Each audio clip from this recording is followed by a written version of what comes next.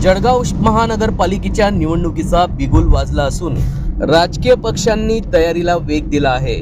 या पार्श्वभूमीवर राष्ट्रवादी अजित पवार गट आक्रमक भूमिकेत दिसत असून आज दिनांक 24 डिसेंबर रोजी दुपारी 12 वाजता यावेळी मुलाखती पार पडल्या।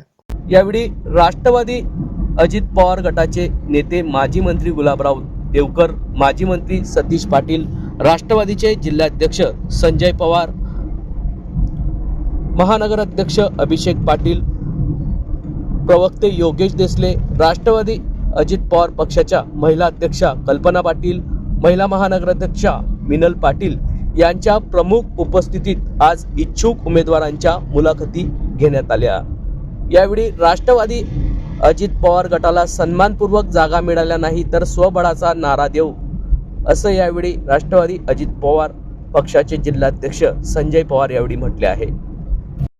जळगावातील शिवकॉलनी येथील राष्ट्रवादी अजित पवार गटाच्या कार्यालयात या मुलाखती पार पडल्या। जवळपास 125 उमेदवारांनी उमेदवारी अर्ज वार्डामधून केलेले आहेत। 75 वार्डाची आमची तयारी सुरू झालेली आहे। आमचे माजी मंत्री अनिलदादा पाटील हे महायुतीशी बोलतायत।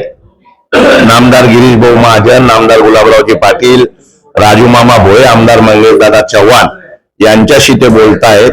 महायुतीने जर आम्हाला सन्मानजनक जागा दिल्या तर आम्ही महायुतीमध्ये समाविष्ट होऊ। जर महायुतीने आम्हाला नगरपालिकेच्या वेळी विचारातच घेतलं नाही, त्याच्यामुळे महायुतीचे परिणाम काय झाले हे आपल्याला दिसतंय। तर येणाऱ्या काळामध्ये आमची देखील स्वबळाची तयारी सुरू आहे आणि निश्चित आमच्या 25 जागा या वेळेला 100% निवडून येतील असे आमच्या जो उमेदवार आहेत।